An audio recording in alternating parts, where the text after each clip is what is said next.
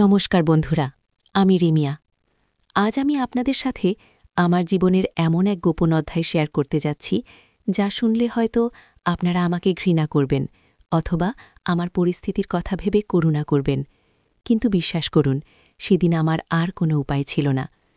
পাপ এবং পুণ্যের মাঝখানের দেওয়ালটা যে এত ঠুনকো হতে পারে তা আমি আগে বুঝিনি।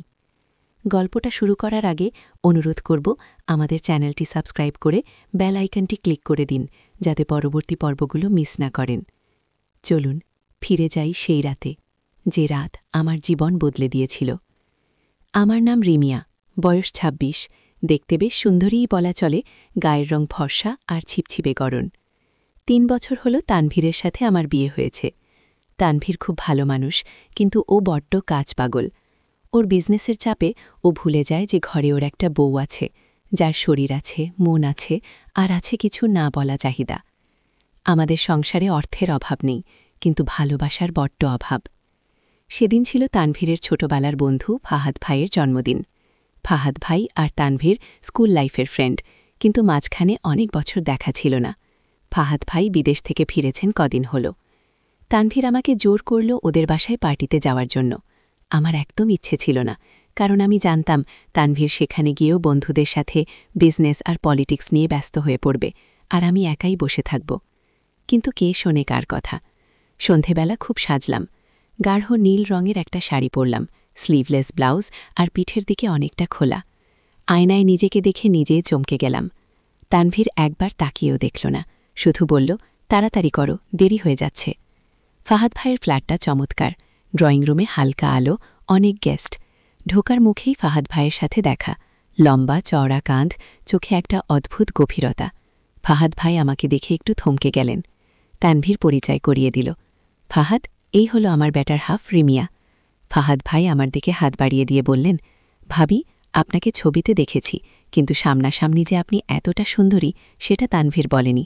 ওনার গলার স্বরে এমন কিছু ছিল যা আমাকে ভেতর থেকে নাড়িয়ে দিল। আমি লজ্জা পেয়ে হাসলাম। পার্টি শুরু হলো। যা ভেবেছিলাম তাই হলো। তানভীর আমাকে একটা সোফায় বসিয়ে দিয়ে বন্ধুদের সাথে মদের গ্লাস হাতে আড্ডায় মেতে উঠল। আমি একা বসে রইলাম। চারপাশে সবাই কাপল, কেউ হাসছে, কেউ নাচছে। আমার খুব একা লাগছিল। নিজের স্বামীর অবহেলা যে কতটা অপমানের সেটা কেবল একজন নারীই বোঝে।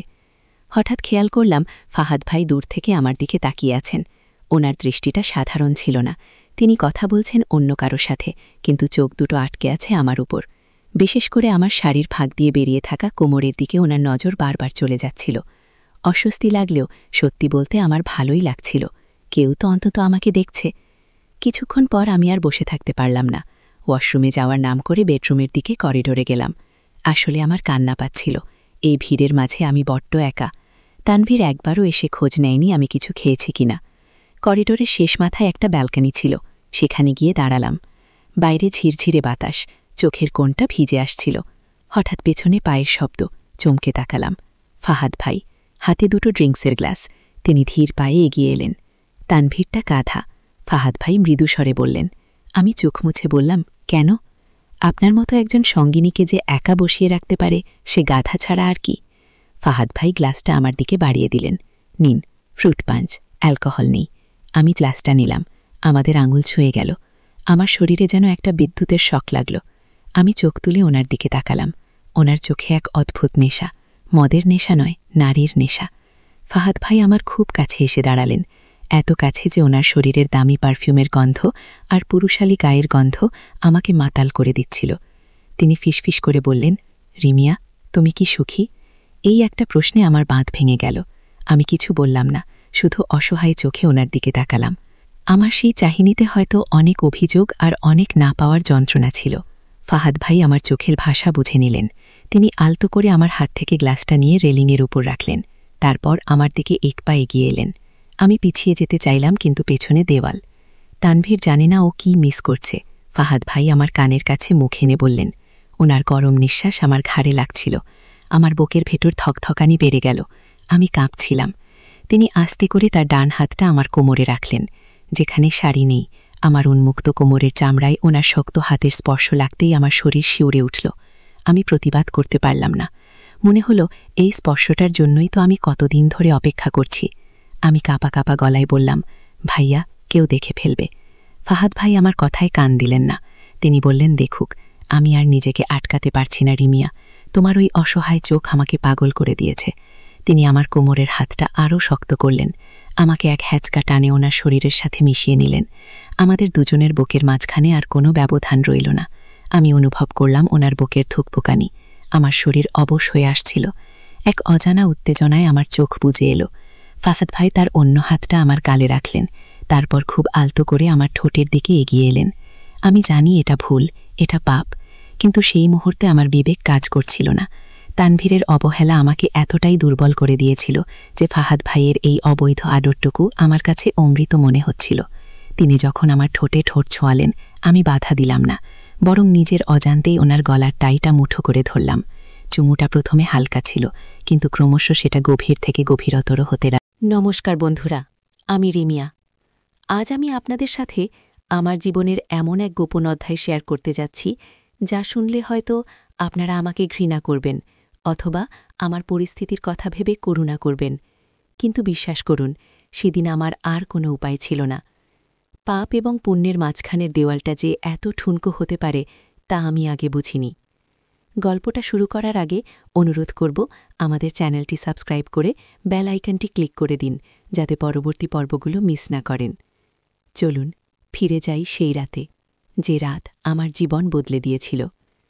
আমার নাম রিমিয়া, বয়স ২৬, দেখতে বেশ সুন্দরীই বলা চলে, গায়ের রং ফর্সা আর ছিপছিপে গড়ন। ৩ বছর হল তানভীরের সাথে আমার বিয়ে হয়েছে। তানভীর খুব ভালো মানুষ, কিন্তু ও বড্ড কাজ পাগল। ওর বিজনেসের চাপে ও ভুলে যায় যে ঘরে ওর একটা বউ আছে, যার শরীর আছে, মন আছে, আর আছে কিছু না বলা চাহিদা। আমাদের সংসারে অর্থের অভাব নেই, কিন্তু ভালোবাসার বড্ড অভাব। সেদিন ছিল তানভীরের ছোটবেলার বন্ধু ফাহাদ ভাইয়ের জন্মদিন। ফাহাদ ভাই আর তানভীর স্কুল লাইফের ফ্রেন্ড, কিন্তু মাঝখানে অনেক বছর দেখা ছিল না। ফাহাদ ভাই বিদেশ থেকে ফিরেছেন কদিন হল। তানভীর আমাকে জোর করল ওদের বাসায় পার্টিতে যাওয়ার জন্য। আমার একদম ইচ্ছে ছিল না, কারণ আমি জানতাম তানভীর সেখানে গিয়েও বন্ধুদের সাথে বিজনেস আর পলিটিক্স নিয়ে ব্যস্ত হয়ে পড়বে, আর আমি একাই বসে থাকব। কিন্তু কে শোনে কার কথা। সন্ধেবেলা খুব সাজলাম। গাঢ় নীল রঙের একটা শাড়ি পরলাম, স্লিভলেস ব্লাউজ, আর পিঠের দিকে অনেকটা খোলা। আয়নায় নিজেকে দেখে নিজেই চমকে গেলাম। তানভীর একবার তাকিয়েও দেখল না, শুধু বলল, তাড়াতাড়ি করো, দেরি হয়ে যাচ্ছে। ফাহাদ ভাইয়ের ফ্ল্যাটটা চমৎকার।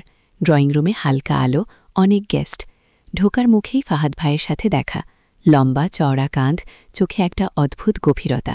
ফাহাদ ভাই আমাকে দেখে একটু থমকে গেলেন। তানভীর পরিচয় করিয়ে দিল। ফাহাদ, এই হলো আমার বেটার হাফ রিমিয়া। ফাহাদ ভাই আমার দিকে হাত বাড়িয়ে দিয়ে বললেন, ভাবি, আপনাকে ছবিতে দেখেছি, কিন্তু সামনাসামনি যে আপনি এতটা সুন্দরী সেটা তানভীর বলেনি। ওনার গলার স্বরে এমন কিছু ছিল যা আমাকে ভেতর থেকে নাড়িয়ে দিল। আমি লজ্জা পেয়ে হাসলাম। পার্টি শুরু হলো। যা ভেবেছিলাম তাই হলো। তানভীর আমাকে একটা সোফায় বসিয়ে দিয়ে বন্ধুদের সাথে মদের গ্লাস হাতে আড্ডায় মেতে উঠল। আমি একা বসে রইলাম। চারপাশে সবাই কাপল, কেউ হাসছে, কেউ নাচছে। আমার খুব একা লাগছিল। নিজের স্বামীর অবহেলা যে কতটা অপমানের সেটা কেবল একজন নারীই বোঝে। হঠাৎ খেয়াল করলাম ফাহাদ ভাই দূর থেকে আমার দিকে তাকিয়ে আছেন। ওনার দৃষ্টিটা সাধারণ ছিল না। তিনি কথা বলছেন অন্য কারো সাথে, কিন্তু চোখ দুটো আটকে আছে আমার উপর। বিশেষ করে আমার শাড়ির ফাঁক দিয়ে বেরিয়ে থাকা কোমরের দিকে ওনার নজর বারবার চলে যাচ্ছিল। অস্বস্তি লাগলেও সত্যি বলতে আমার ভালোই লাগছিল। কেউ তো অন্তত আমাকে দেখছে। কিছুক্ষণ পর আমি আর বসে থাকতে পারলাম না। ওয়াশরুমে যাওয়ার নাম করে বেডরুমের দিকে করিডোরে গেলাম। আসলে আমার কান্না পাচ্ছিল।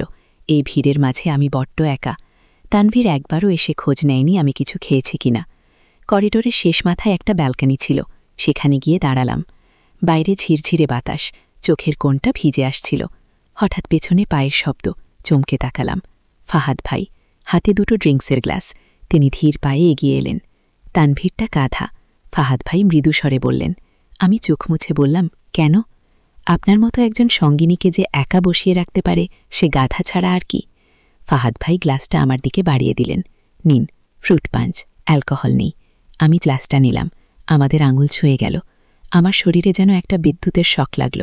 আমি চোখ তুলে ওনার দিকে তাকালাম। ওনার চোখে এক অদ্ভুত নেশা, মদের নেশা নয়, নারীর নেশা। ফাহাদ ভাই আমার খুব কাছে এসে দাঁড়ালেন। এত কাছে যে ওনার শরীরের দামি পারফিউমের গন্ধ আর পুরুষালী গায়ের গন্ধ আমাকে মাতাল করে দিচ্ছিল। তিনি ফিসফিস করে বললেন, রিমিয়া, তুমি কি সুখী? এই একটা প্রশ্নে আমার বাঁধ ভেঙে গেল। আমি কিছু বললাম না, শুধু অসহায় চোখে ওনার দিকে তাকালাম। আমার সেই চাহিনিতে হয়তো অনেক অভিযোগ আর অনেক না পাওয়ার যন্ত্রণা ছিল। ফাহাদ ভাই আমার চোখের ভাষা বুঝে নিলেন। তিনি আলতো করে আমার হাত থেকে গ্লাসটা নিয়ে রেলিংয়ের উপর রাখলেন। তারপর আমার দিকে এক পা এগিয়ে এলেন। আমি পিছিয়ে যেতে চাইলাম, কিন্তু পেছনে দেওয়াল। তানভীর জানে না ও কি মিস করছে। ফাহাদ ভাই আমার কানের কাছে মুখ এনে বললেন। ওনার গরম নিঃশ্বাস আমার ঘাড়ে লাগছিল। আমার বুকের ভেতর থকথকানি বেড়ে গেল। আমি কাঁপছিলাম। তিনি আস্তে করে তার ডান হাতটা আমার কোমরে রাখলেন। যেখানে শাড়ি নেই, আমার উন্মুক্ত কোমরের চামড়ায় ওনার শক্ত হাতের স্পর্শ লাগতেই আমার শরীর শিউরে উঠল। আমি প্রতিবাদ করতে পারলাম না। মনে হলো এই স্পর্শটার জন্যই তো আমি কতদিন ধরে অপেক্ষা করছি। আমি কাঁপা কাঁপা গলায় বললাম,